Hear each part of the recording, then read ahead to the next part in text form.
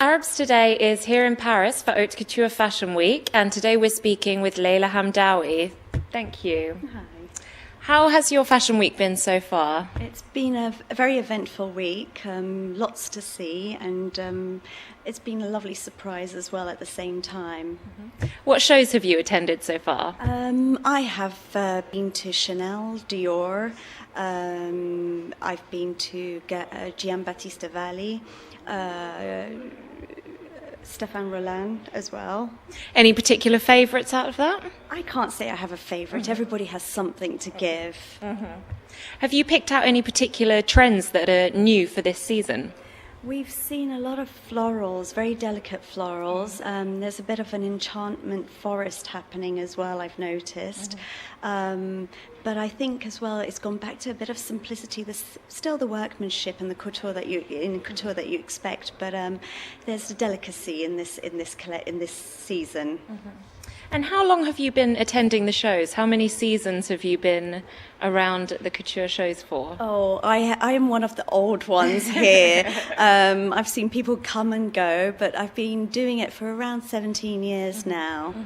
And what's changed in that time? How do you think couture has evolved?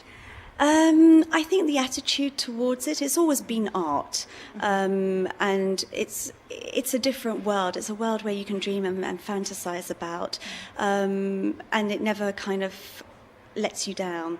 But in terms of changes moving forward, obviously. Keeping up with times as well and people's attitudes towards couture, but otherwise it is the best of the best in fashion. Do you think that it's still relevant, that couture is still relevant in the seasonal fashion cycle that we have in 2013? I'd like to think that couture is more of a platform, not really seasonal, but it's something that is timeless. So I would really say that couture is always there, and it's never kind of a time or a phase. It's art, really. Is that what you would say couture means to you, if you were to define it yourself? Definitely, because if there's only about 200 clients that can afford it, then it's not really accessible for everybody. But it definitely is workmanship, it's tradition, and as well it meets the future as well, because it's a way of pushing things forward. What do you see for the future of couture? Have you got any sort of forecasts into next season?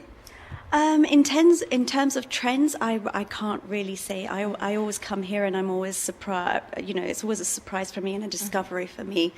But couture, for years I've heard them say that it's dying, and look, after 17 years of me attending the shows, it's still alive.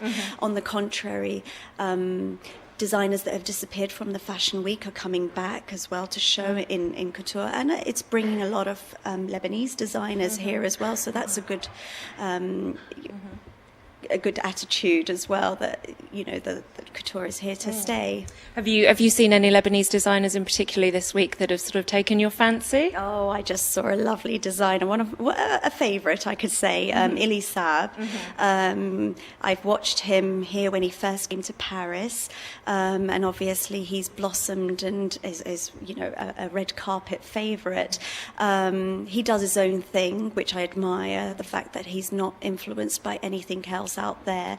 He has his own direction, and he's found himself in terms of who he is and what he can do. So yes, Ili Saab is definitely, I think, an inspiration to all the other Arab designers that want to come here to Paris.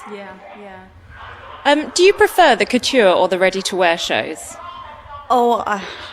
I'm a fashion editor, so every aspect of fashion is important to me. They're both different, and the approach in terms of reporting on them are different. Couture, like I said, is for dreams, is the best of the best. With ready to wear, it's more realistic. It's more about how our attitude is going to change towards fashion and where it's going to take us. And obviously it's a bit more tamed down in terms of the workmanship, the craftsmanship. So they all play big roles in our lives. Do you have a particular favourite location? Do you like London? Do you like Paris? Do you like New York, Milan? Paris, I would say, is where my heart is, because it is where couture was born. But then saying that, London as well is my home, so I do have a soft spot for London designers, and it's where creativity is born every season as well. Brilliant. Thank you for talking to us today, Laila. Thank you.